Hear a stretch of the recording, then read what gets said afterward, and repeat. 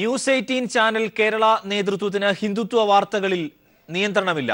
റിലയൻസിന്റെ English ചാനലായ CNN news 18 ആണ് വാർത്തകൾ തയ്യാറാക്കുന്നത്. ഹിന്ദുത്വ വാർത്തകൾ മലയാളമാണ് ന്യൂസ് 18 കേരള സംഘത്തിന്റെ ചുമതല. നടപടിക്കെതിരെ പ്രതിഷേധിച്ച ചാനലിൽ നിന്ന് കൂട്ടരാജി. എസ് ജീവൻകുമാർ ഞങ്ങളുടെ പ്രതിനിധി ന്യൂസ് റൂമിൽ നിന്ന്. ജീവൻ, എന്താണ് ആ മാധ്യമ സ്ഥാപനത്തിൽ സംഭവിച്ചുകൊണ്ടിരിക്കുന്നത്? അരുൺ, ഏതാനും നാളുകൾക്ക് മുമ്പ് ആരംഭിച്ച ന്യൂസ് 18 കേരള എന്ന മലയാള ചാനലിൽ, അതായത് നിലവിൽ റിലയൻസിന്റെ ഉടമസ്ഥതയിൽ പ്രവർത്തിക്കുന്ന ഈ ചാനലിൽ ഹിന്ദുത്വ താല്പര്യമുള്ള വാർത്തകൾ വരുന്നത് ഒരു കേന്ദ്രത്തിൽ നിന്നാവണം എന്ന നിഷ്ഠയുടെ അടിസ്ഥാനത്തിൽ കേരളത്തിൽ ഹിന്ദുത്വ വാർത്തകൾ തയ്യാറാക്കുന്നതിനുള്ള ഒരു വിലക്കാണ് നിലവിൽ മാനേജ്മെന്റിന്റെ ഭാഗത്തു നിന്നുണ്ടായിരിക്കുന്നത്. മാതൃ ചാനലായ CNN ന്യൂസ് 18ന്റെ ഇംഗ്ലീഷ് ചാനലായ CNN ന്യൂസ് 18 തയ്യാറാക്കുന്ന വാർത്തകൾ മലയാളത്തിലേക്ക്, ഇംഗ്ലീഷിൽ കേരളത്തിലേക്ക് എത്തിച്ചു നൽകും. അത് മലയാളത്തിലേക്ക് തർജ്ജമ ചെയ്യുക എന്നതാണ് ഇവിടെയുള്ള ഇതിൻ്റെ എഡിറ്റോറിയൽ ടീമിൻ്റെ പ്രധാന നയം എന്നതാണ് നമുക്കറിയാൻ കഴിയുന്നത്. മാധ്യമ ചരിത്രത്തിൽ തന്നെ ആദ്യമായിട്ടാണ് ഇത്തരത്തിലുള്ള ഒരു ബാഹ്യ ശക്തിയുടെ ഇടപെടൽ, ഒരു ബാഹ്യ കേന്ദ്രീകൃതമായ ഇടപെടൽ ഈ കാര്യത്തിൽ ഉണ്ടായിരിക്കുന്നത് എന്ന് പറയേണ്ടതായി വരും. ഇതടക്കമുള്ള കാവ്യവൽക്കരണ നടപടികളിൽ പ്രതിഷേധിച്ചുകൊണ്ട് മാധ്യമ പ്രവർത്തകരിൽ ചിലർ ഇതിനോടകം തന്നെ ന്യൂസ് 18 കേരള എന്ന ചാനൽ വിട്ടുകഴിഞ്ഞു. ഏതാണ്ട് കഴിഞ്ഞ നിയമസഭാ തെരഞ്ഞെടുപ്പിന് തൊട്ടു മുമ്പാണ് ETV ഗ്രൂപ്പ് കേരളത്തിൽ ഒരു പുതിയ ചാനൽ, മലയാളത്തിൽ ഒരു പുതിയ ചാനൽ തുടങ്ങുന്നതിനായി തീരുമാനിക്കുന്നത്. തുടർന്ന് റിലയൻസിന്റെ നേതൃത്വത്തിലുള്ള ന്യൂസ് 18 വാർത്താ സംഘം ഈ ചാനൽ വിലക്കെടുക്കുകയായിരുന്നു. തുടർന്ന് ന്യൂസ് 18 കേരള എന്ന പേരിൽ ഈ പുതിയ ചാനൽ പ്രവർത്തനം ആരംഭിച്ചു. ആ ഘട്ടത്തിൽ ചാനലിലേക്ക് എത്തിയിരുന്ന ചില മാധ്യമ പ്രവർത്തകർക്ക് നിലവിൽ ഇപ്പോൾ ആ ചാനലിൽ നിന്നും പിരിഞ്ഞു പോയിരിക്കുന്നു. പകരം പുതിയ ആളുകൾ പുതിയ ശമ്പളത്തിൽ, വൻ ശമ്പളത്തിൽ ഈ ചാനലിലേക്ക് എത്തിയിരിക്കുന്നു.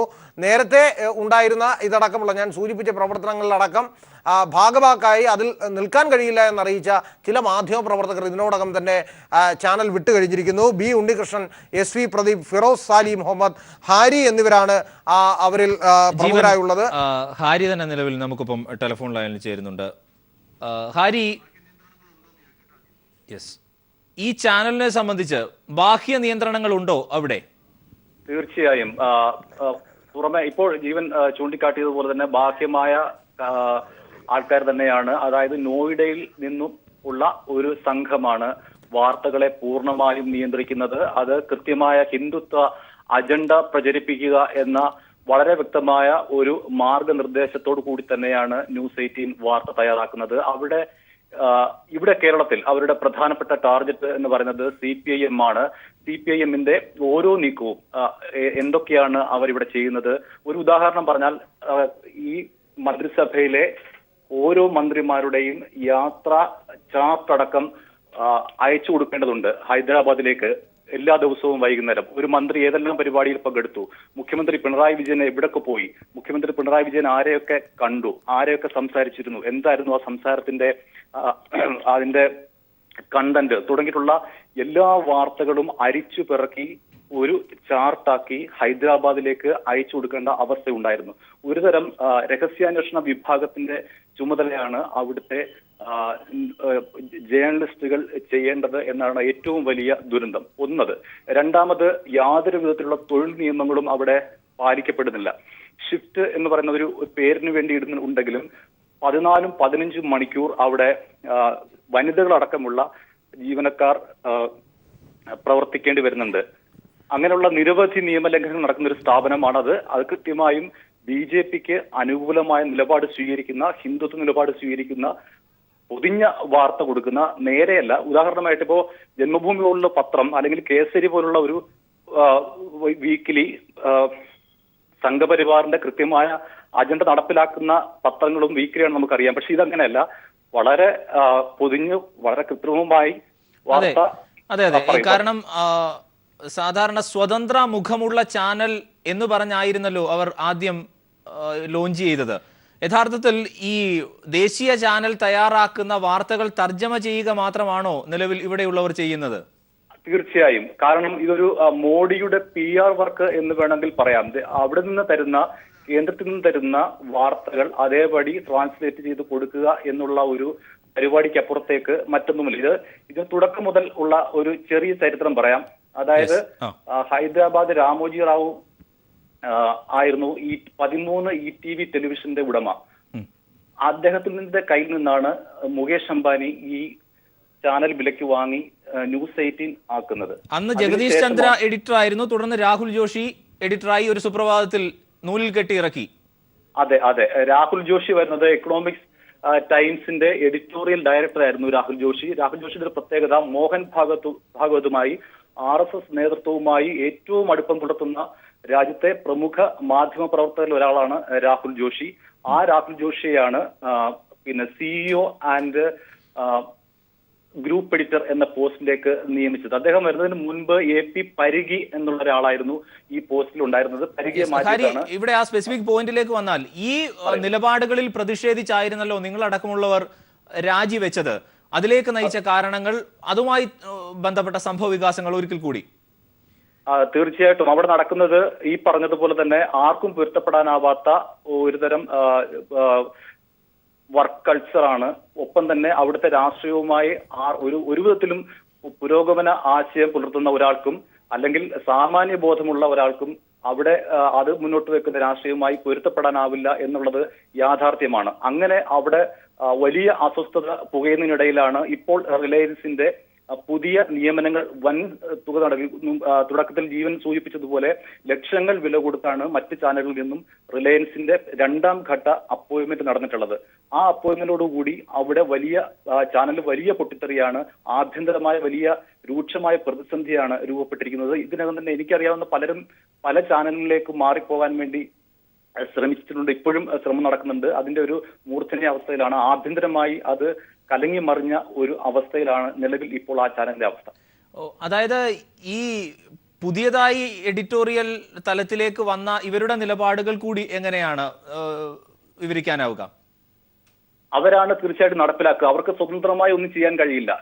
അതിനു മുമ്പ് സൂചിപ്പിച്ചതുപോലെ ഒരു കേന്ദ്രം തരുന്ന വാർത്തകൾ, BJP അനുകൂല വാർത്തകൾ കൊടുക്കുക എന്നതിനപ്പുറത്തേക്ക് അവർ നിസ്സഹായരാണ്. അതിനപ്പുറത്തേക്ക് അവർക്ക് സ്വന്തമായ നിലപാടെടുക്കാൻ പറ്റില്ല. എഡിറ്റോറിയൽ സ്വാതന്ത്ര്യം എന്നൊക്കെ പറയുന്നെങ്കിലും അവർക്ക് ഒന്നും ചെയ്യാനാവില്ല. ഒരു ഉദാഹരണം പറഞ്ഞാൽ, മോദിയുടെ ഏത് പ്രോഗ്രാമും ഏത് പ്രസംഗവും ഏത് പ്രോഗ്രാമും ലൈവ് കൊടുക്കണം എന്നുള്ള നിർബന്ധമുണ്ട്. അതുപോലെ അമിത്ഷായുടെ മുഴുവൻ പത്രസമ്മേളനങ്ങളും ലൈവ് കൊടുത്തതിന് ശേഷം റിപ്പോർട്ടറുടെ അപ്പിയറൻസ് ഉണ്ടാകണമെന്ന് കർശന നിർദ്ദേശമുണ്ട്. കൃത്യമായി പറഞ്ഞാൽ നരേന്ദ്രമോദിയുടെ ഒരു PR വർക്ക് എന്ന് വേണമെങ്കിൽ പറയാം. ഇത് അനുബന്ധമായി കൂട്ടിച്ചേർത്ത് വായിക്കേണ്ട ഒരു കാര്യം കൂടി, കഴിഞ്ഞ തവണ അമിത്ഷാ ഇവിടെ വന്നപ്പോൾ പറഞ്ഞൊരു കാര്യമുണ്ട്. അടുത്ത വർഷം അടുത്ത ടേം കേരളം ഭരിക്കുന്നത് BJP ആണ് എന്ന് പറഞ്ഞ് അന്ന് തിരിച്ചു തള്ളിയവരൊക്കെ ആലോചിക്കേണ്ട ഒരു കാര്യം, CPM-നെതിരെ അല്ലെങ്കിൽ ഇടതുപക്ഷത്തിനെതിരെ രൂപം കൊള്ളുന്ന വലിയൊരു മാധ്യമ ഗൂഢാലോചന നടക്കുന്നുണ്ട് അണിയറയിൽ. അതായത് ഹാരി, ഞാൻ അത് തന്നെയാണ് ചോദിക്കാൻ ഉദ്ദേശിച്ചത്. ഏതു തരത്തിലാണ് ഈ കാവി അജണ്ട നടപ്പാക്കുന്നത്? വാർത്തയിൽ പ്രത്യക്ഷമായും പരോക്ഷമായും എന്ത് തരത്തിലുള്ള ഇടപെടലുകളാണ് നടത്തുക? അതായത് ഒരു പ്രേക്ഷകൻ ഈ വാർത്ത കാണുമ്പോൾ അത് ഏത് തരത്തിലാണ് അവർ ട്രീറ്റ് ചെയ്യുന്നത്? BJPക്ക് വേണ്ടി, RSSന് വേണ്ടി അവരുടെ വാർത്തകൾ? ഒന്ന്, BJPയെ വിമർശിക്കരുത് എന്നുള്ള ഒരു നിർദ്ദേശമുണ്ട്. അത് BJP വിരുദ്ധ വാർത്തകളൊന്നും വരാതിരിക്കാൻ ശ്രദ്ധിക്കുക. അതുപോലെ തന്നെ CPM-ന്റെ അടക്കമുള്ള ഇടതുപക്ഷ സ്വഭാവത്തിലുള്ള വാർത്തകൾ അപ്രധാനമായി കൊടുക്കുക. അതിന് വലിയ ഇമ്പോർട്ടൻസ് ഇല്ലാതെ ഒന്നോ രണ്ടോ വാർത്തകളിൽ കൊടുത്ത് മാറ്റിവെക്കുക തുടങ്ങിയിട്ടുള്ള വളരെ വളരെ വ്യക്തമായ സ്പഷ്ടമായിട്ടുള്ള അജണ്ടയാണ്, അല്ലെങ്കിൽ ഇടതുപക്ഷ വിരുദ്ധ അജണ്ടയാണ് ന്യൂസ് 18 കേരളത്തിൽ നടപ്പിലാക്കിക്കൊണ്ടിരിക്കുന്നത്. അതായത് ഇതുമായി ബന്ധപ്പെട്ട ആദ്യം ഇന്നലെ പീപ്പിൾ TV ഒരു വാർത്ത നൽകിയിരുന്നു. അതായത് ഇവരുടെ പ്രഖ്യാപിതമായ ലക്ഷ്യം എന്നുള്ളതല്ല, ഹിഡൻ അജണ്ട എന്നതാണ് അതിന് ഏറ്റവും അനുയോജ്യമായ പേര്. ഈ CPM-നെ ആക്രമിക്കുക, CPM അനുഭാവികളെ, സഹയാത്രികരെ ആക്രമിക്കുക, അതുമായി ബന്ധപ്പെട്ടവരെ വ്യക്തിഹത്യ ചെയ്യുക, തേജോവധം ചെയ്യുക, ഇതൊക്കെയാണ്. ഈ ഹാരി അവിടെ ജോലി ചെയ്തിരുന്ന ഈ കാലയളവിൽ ഇതുമായി ബന്ധപ്പെട്ട് ഏതെങ്കിലും തരത്തിലുള്ള പ്രത്യക്ഷമോ പരോക്ഷമായോ അനുഭവം ഉണ്ടായിട്ടുണ്ടോ? അത് പങ്കുവയ്ക്കാൻ ആകുമോ? തീർച്ചയായിട്ടും. ഇപ്പോൾ ഞാൻ തുടക്കത്തിൽ സൂചിപ്പിച്ചത് 2 ഘട്ടമായിട്ടാണ് നിയമനം നടന്നിട്ടുള്ളത്. ഒന്ന്, അതായത് റിലയൻസിന്റെ ഈ മെർജിംഗ് പൂർത്തിയാകുന്നതിന് മുൻപ് 13 ചാനൽ ഈ രാമോജി റാവുവിന്റെ കയ്യിലിരുന്ന, അതായത് അദ്ദേഹത്തിന്റെ ഉടമസ്ഥതയിലിരുന്ന ഘട്ടത്തിലാണ് ആദ്യഘട്ട ഇന്റർവ്യൂവും ആദ്യഘട്ട തൊഴിലാളികളെയും ഉദ്യോഗസ്ഥരെയും അവിടെ എടുക്കുന്നത്. അതിനുശേഷം ഈ മെർജിംഗ് പൂർത്തിയായതിനു ശേഷം, അതായത് ETV-യും ന്യൂസ് 18 തമ്മിലുള്ള മെർജിംഗ് പൂർത്തിയായതിനു ശേഷമാണ് രണ്ടാം ഘട്ട നിയമനം നടക്കുന്നത്. ഈ രണ്ടാം ഘട്ട നിയമനത്തിലാണ് അല്ലെങ്കിൽ അതുവഴിയാണ് ഇപ്പോൾ നമ്മൾ ഈ സൂചിപ്പിച്ച കാവ്യവൽക്കരണം അതിശക്തമായി തുടരുന്നത്. തുടക്കത്തിൽ ETVയുടെ ഭാഗമായിരുന്ന സമയത്ത് മുകേഷ് അംബാനിക്ക് കാര്യമായി ഒന്നും ചെയ്യാനുണ്ടായിരുന്നില്ല. കാരണം അതിന്റെ മെർജിംഗ് പൂർത്തിയാക്കാത്ത സ്ഥിതിക്ക് അതിന്റെ പൂർണ്ണ ഉടമസ്ഥത മുകേഷ് അംബാനിക്ക് ആയിരുന്നില്ല, രാമോജി റാവുവിനും ഉണ്ടായിരുന്നു. അതുകൊണ്ട് തന്നെ ആ ഒരു പ്രത്യക്ഷ ഇടപെടൽ മുകേഷ് അംബാനിക്ക് നടത്താൻ കഴിഞ്ഞില്ല. ഇപ്പോഴാകട്ടെ അദ്ദേഹത്തിന്റെ കയ്യിലാണ്, മുകേഷ് അംബാനിയുടെ കയ്യിലാണ്, അദ്ദേഹത്തിന്റെ പൂർണ്ണ നിയന്ത്രണത്തിലാണ്, അദ്ദേഹത്തിന്റെ ഉടമസ്ഥതയിലാണ് ഈ ചാനൽ എന്നതുകൊണ്ട് തന്നെ കൃത്യമായ ഒരു കാവ്യവൽക്കരണമാണ് അവർ നടപ്പിലാക്കുന്നത്. ഭാവിയിൽ വളരെ ഗുരുതരമായ വിധത്തിൽ അത് രൂപം മാറും. അതിന്റെ തുടക്കം എന്ന നിലയ്ക്കാണ് അരുൺ ഇപ്പൊ സൂചിപ്പിച്ചതുപോലെ ഇടതുപക്ഷ സഹയാത്രികരെയും അതുപോലെ തന്നെ ഇടതുപക്ഷ നേതാക്കളെയും തെരഞ്ഞു പിടിച്ച് ആക്രമിക്കുകയും വ്യക്തിഹത്യ ചെയ്യുകയും ചെയ്യുന്നത് ഈ അജണ്ടയുടെ ഭാഗമായി വേണം കരുതാൻ. വളരെ നന്ദി ഹാരി, ഈ അവസരത്തിൽ ടെലിഫോൺ ലൈനിൽ പങ്കെടുത്തതിന്, ഇതുമായി ബന്ധപ്പെട്ടുള്ള വിവരങ്ങൾ പങ്കുവയ്ക്കുകയും ചെയ്തതിന്. രാജ്യത്ത് നോട്ടുകൾ പിൻവലിച്ച് 5-ാം ദിവസവും പ്രതിസന്ധി രൂക്ഷമായി തുടരുന്നു. ഇന്നും ATMകളിൽ പണമില്ല. പണമില്ലാത്തതിനാൽ മിക്ക ATMകളും അടച്ചിടുകയാണ്. പണം വരുമെന്ന പ്രതീക്ഷയിൽ ATMകൾക്കും ബാങ്കുകൾക്കും മുന്നിൽ ആളുകൾ നീണ്ട ക്യൂവിലാണ്. ബാങ്കുകൾ ഇന്ന് 4 മണിവരെ മാത്രമാണ് പ്രവർത്തിക്കുക. അതേസമയം നോട്ട് പ്രശ്നത്തെ തുടർന്ന് വ്യാപാരികൾ സംസ്ഥാനത്ത് 15 മുതൽ കടകൾ അടച്ചിടും. കൊച്ചിയിൽ നിന്ന് അലക്സ് റാം മുഹമ്മദ് ചേരുന്നു. അലക്സ്, എന്താണ് നിലവിലെ അവസ്ഥ കൊച്ചിയിൽ? അരുൺ സൂചിപ്പിച്ചതുപോലെ തന്നെ നോട്ടുകൾ പിൻവലിച്ച് 5 ദിവസം പിന്നിടുമ്പോഴും സ്ഥിതിഗതികൾ വ്യത്യസ്തമല്ല. മറ്റിടങ്ങളിലെന്ന പോലെ തന്നെ കൊച്ചിയിലും ഏറ്റവും പ്രതിസന്ധി ഘട്ടത്തിലൂടെയാണ് കടന്നു പോകുന്നത് പറയാം. കാരണം കറൻസികളില്ല. ഇതാ ഇപ്പോൾ എൻ്റെ പിന്നിൽ കാണുന്നത് ഈ SPT രാവിലെ, ഇന്ന് ഞായറാഴ്ചയാണ്, ഇന്ന് രാവിലെ 10 മണിക്ക് തുടങ്ങിയ SPT ഇതാ 3:30 അല്ലെങ്കിൽ 3 മണിയോടുകൂടെ അടുക്കുമ്പോൾ SPT പൂട്ടുകയാണ്. ബാങ്ക് ഈ ശാഖ പൂട്ടുകയാണ്. നേരത്തെ ഈ ശാഖയിലെ തന്നെ ATMൽ കാശില്ലായിരുന്നു, ഏതാണ്ട് ഒരു മണിക്കൂറുകളോളം കാശില്ലായിരുന്നു. ഒരു 11 മണിയോട് കൂടി അവർ ATMനകത്ത് കൊണ്ട് 100 രൂപയുടെ കറൻസികൾ ഫില്ല് ചെയ്തിരുന്നു. അതിനുശേഷം അല്പസമയത്തേക്ക് ATM പ്രവർത്തന സജ്ജമായിരുന്നു. അതിനുശേഷം പിന്നെയും ATM പണി മുടക്കിയിരിക്കുന്നു. ഇപ്പോൾ ഈ ATMന്റെ മുന്നിൽ ക്യൂ ഇല്ല. നേരത്തെ ക്യൂ ഉണ്ടായിരുന്ന അതേ ATMന്റെ മുന്നിലാണ് ഞാൻ നിൽക്കുന്നത്. ഇപ്പോൾ ക്യൂ ഇല്ല, ഇതിനകത്ത് കാശില്ല. ഇത് തന്നെയാണ് എറണാകുളത്തെ ഭൂരിഭാഗം വരുന്ന ATMകളുടെ അവസ്ഥ. കാരണം സ്റ്റേറ്റ് ബാങ്ക് നേരിട്ട് കൈകാര്യം ചെയ്യുന്ന, നേരിട്ട് പണം എത്തിക്കുന്ന ചില ATMകൾ ഒഴിച്ചാൽ മറ്റ് ATMകളെല്ലാം നിശ്ചലമാണ്. മറ്റ് ATMകൾ പ്രവർത്തിക്കുന്നില്ല. ജനങ്ങൾക്ക് ATMകൾ പ്രവർത്തിച്ചു തുടങ്ങിയ വെള്ളിയാഴ്ച മുതൽ തന്നെ ATMകൾ പ്രവർത്തിക്കാത്ത സ്ഥിതിയുണ്ട്. അത് ഇന്നും തുടർന്ന് തന്നെ പോരുന്നുണ്ട്. ATMകളിൽ നിന്ന് കാശ് കിട്ടുന്നില്ല. ബാങ്കുകളെ സമീപിച്ചാണ് ഇവർ കാശിന് വേണ്ടി ശ്രമിക്കുന്നത്. അല്ലെങ്കിൽ ബാങ്കുകളെ സമീപിക്കുമ്പോൾ ഇവർക്ക് ബാങ്കിൽ നിന്ന് ലഭിക്കുന്നത് 2,000 രൂപയുടെ പുതിയ കറൻസികളാണ്. ഈ 2,000 രൂപയുടെ പുതിയ കറൻസികൾ വാങ്ങിക്കൊണ്ട് ഇവർക്ക് വിപണിയിൽ ഇറങ്ങാൻ സാധ്യമല്ല. കാരണം വിപണിയിൽ ഈ 2,000 രൂപയ്ക്കുള്ള ചില്ലറ അല്ലെങ്കിൽ 100-ൻ്റെയോ 50-ൻ്റെയോ അല്ലെങ്കിൽ അതിലും കുറഞ്ഞ ചില്ലറ കറൻസികൾ ലഭ്യമല്ല. അത് വലിയ രീതിയിൽ പ്രതിസന്ധി സൃഷ്ടിക്കുന്നുണ്ട്. മറ്റൊന്ന്, അതുകൊണ്ട് തന്നെ ഈ പുതിയ നോട്ടുകൾ ഇല്ലാത്തത് കൊണ്ട് പഴയ നോട്ടുകൾ, അതായത് റിസർവ് ബാങ്ക് പിൻവലിച്ച എഴുത്തും കുത്തുമൊക്കെയുള്ള പഴയ നോട്ടുകൾ വീണ്ടും ബാങ്കുകളിലേക്ക് എത്തിച്ചിട്ടുണ്ട്. ബാങ്കുകൾക്കുള്ളിൽ നിന്ന് ഈ കാശ് ജനങ്ങൾക്ക് കൊടുക്കുന്നുണ്ട്. പക്ഷേ ഇത് ATMൽ ഫില്ല് ചെയ്യാൻ കഴിയില്ല. കാരണം ATMലെ റാക്കുകൾ ഇത് സപ്പോർട്ട് ചെയ്യില്ല. തുടർന്നോളൂ അലക്സ്. അരുൺ, സപ്പോർട്ട് ചെയ്യാത്ത സ്ഥിതിവിശേഷമുണ്ട്. മാത്രമല്ല, ഞാൻ നേരത്തെ സൂചിപ്പിച്ചിരുന്നു, എറണാകുളം പോലൊരു വാണിജ്യ കേന്ദ്രത്തിൽ, ഒരു വ്യാപാര കേന്ദ്രത്തിൽ ഈ ഒരു പ്രതിസന്ധി വല്ലാത്ത പ്രതിസന്ധി സൃഷ്ടിച്ചിട്ടുണ്ട്. കാരണം ജനങ്ങൾ കഴിഞ്ഞ ദിവസങ്ങളിലൊക്കെ മാളുകളും മറ്റും കേന്ദ്രീകരിച്ച് ഷോപ്പിംഗ് നടത്തിയ ജനങ്ങളുണ്ട്. ഇതൊരു മധ്യവർഗം സമൂഹത്തിൻ്റെ ഒരു വിഭാഗത്തിനെ ഒഴിച്ചു നിർത്തിയാൽ, അല്ലെങ്കിൽ ഒരു മധ്യവർഗ വിഭാഗത്തെ ഒഴിച്ചു നിർത്തിയാൽ മറ്റുള്ള സാധാരണക്കാരുടെ അവസ്ഥ അതിലും താഴെയാണ്, കഷ്ടമാണ്. കാരണം ഇവർക്ക് ഓൺലൈൻ ബാങ്കിങ് വഴിയോ നെറ്റ് ബാങ്കിങ് വഴിയോ മറ്റുമൊക്കെ ഓൺലൈനായി തന്നെ പർച്ചേസിംഗ് നടത്താം. കാർഡ് സ്വൈപ്പ് ചെയ്ത് വഴി ബാങ്കുകളിൽ നിന്ന്, മാളുകളിൽ നിന്ന് ഷോപ്പിംഗ് നടത്താം. പക്ഷേ സാധാരണക്കാരൻ്റെ അവസ്ഥ അതല്ല. ഞാൻ നേരത്തെ സൂചിപ്പിച്ചതുപോലെ തന്നെ കലൂർ മാർക്കറ്റിലടക്കം പോകുമ്പോൾ നമുക്ക് കാണാൻ കഴിയും, അവിടുത്തെ കച്ചവടക്കാർ ചോദിക്കുന്നുണ്ട്, ഞങ്ങളുടെ കയ്യിൽ ഇത്തരം സ്വൈപ്പിംഗ് മെഷീനുകളൊന്നുമില്ല, അതുകൊണ്ട് ഞങ്ങളുടെ കച്ചവടമാണ് ദുരിതത്തിലായിരിക്കുന്നത്. സാധാരണക്കാരന്റെ ജീവിതത്തിനാണ് ഇത് നേരിട്ട് അവസ്ഥയാണ് അലക്സ് നിലവിൽ പങ്കുവച്ചത്. തിരുവനന്തപുരത്ത് നിന്ന് ഞങ്ങളുടെ പ്രതിനിധി സുനിൽ അരിമാനൂർ കൂടി ചേരുന്നുണ്ട്. സുനിൽ, മറ്റു മേഖലകളെ അപേക്ഷിച്ച് പണം ഫില്ല് ചെയ്ത ATMകൾ ഉണ്ടായിരുന്ന ഒരു പ്രദേശം കൂടിയാണ് തിരുവനന്തപുരം. വലിയ ബുദ്ധിമുട്ട് അത്രയ്ക്ക് അനുഭവിക്കേണ്ടി വന്നിട്ടില്ല. എന്നാൽ ഇന്ന് എങ്ങനെയായിരുന്നു? അരുണയിൽ 5-ാം ദിവസമായിട്ട് ഇനി ഏകദേശം 1 മണിക്കൂർ കൂടി മാത്രമാണ് ബാങ്കുകളുടെ പ്രവർത്തനമുള്ളത്. ഇപ്പോഴും ചില ബാങ്കുകളിൽ നേരത്തെ ഉണ്ടായിരുന്ന ക്യൂ ഉണ്ട്. എന്നാൽ മറ്റു ചില ബാങ്കുകളിൽ പണം ഇല്ലാത്തതിനെ തുടർന്ന് തന്നെ ആളുകൾ വന്നു മടങ്ങുന്ന കാഴ്ചയാണ്. ATMകളിൽ ഒരു പ്രൈവറ്റ് ബാങ്കുകളുടെ ATM ഉച്ചയായപ്പോൾ തന്നെ എല്ലാം ക്ലോസ് ചെയ്ത ഒരു അവസ്ഥയിലാണ്.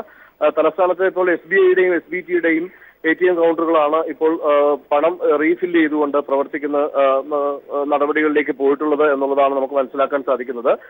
ഇനിയുള്ള ദിവസങ്ങളിലും ഇത്തരത്തിലുള്ള ഒരു പ്രതിസന്ധി ഉണ്ടാകും എന്നുള്ളൊരു സൂചന ലഭിക്കുന്നുണ്ട്. കാരണം പല ബാങ്കുകളിലും കൂടുതൽ പണം എത്തിയാൽ മാത്രമേ ഓരോരുത്തർക്കും നൽകാനും അതിനനുസരിച്ചുള്ള ട്രാൻസാക്ഷൻ ഫലപ്രദമായ രീതിയിൽ നടത്താൻ കഴിയുകയുള്ളൂ എന്നാണ് മാനേജർമാർ RBI അറിയിച്ചിട്ടുള്ളത്. ഇതനുസരിച്ച് RBI കൂടുതൽ പണം എത്തിക്കുമെന്നുള്ളൊരു സൂചനയാണ് ഇവർക്ക് നൽകിയതെന്നും ഇവർ പറയുന്നു. സുനിൽ അരുമാനൂർ തിരുവനന്തപുരത്ത് നിന്ന്. വലിയ തരത്തിലുള്ള പ്രതിസന്ധി തന്നെയാണ് നിലവിൽ ഇപ്പോഴും നോട്ടുമായി ബന്ധപ്പെട്ട് അനുഭവിക്കുന്നത്. കൊച്ചിയിൽ ഇന്ന് 4 മണി വരെയാണ് യഥാർത്ഥത്തിൽ ബാങ്കുകളുള്ളത്. ഏറെക്കുറെ ATM ക്ലോസ് ചെയ്തിട്ടുണ്ട്, ബാങ്കുകളും ക്ലോസ് ചെയ്യുകയാണ്. വലിയ തരത്തിലുള്ള ബുദ്ധിമുട്ടുകൾ നിലവിൽ എല്ലാ പ്രദേശത്തും അനുഭവിക്കുന്നുണ്ട്. തിരുവനന്തപുരത്ത് ഏറെക്കുറെ ചില ATMകളിൽ പണം ഉണ്ടായിരുന്നുവെങ്കിലും വളരെ പെട്ടെന്ന് തന്നെ അത് തീരുന്ന ഒരു അവസ്ഥ കൂടിയാണ് നിലവിലുണ്ടായത്. എന്തായാലും ഈ അത്യാവശ്യത്തിനുള്ള ദൈനംദിന ആവശ്യങ്ങൾക്കുള്ള പണം ഉപയോഗിക്കുക എന്ന വലിയ വെല്ലുവിളി കൂടിയാണ് ജനങ്ങളെ സംബന്ധിച്ച് നിൽക്കുന്നത്. അത്തരത്തിൽ ചെറിയ നോട്ടുകൾ 50, 100 നോട്ടുകളുടെ ദൗർലഭ്യം, അഭാവമാണ് അവരെ ശരിക്കും വലയ്ക്കുന്നത്.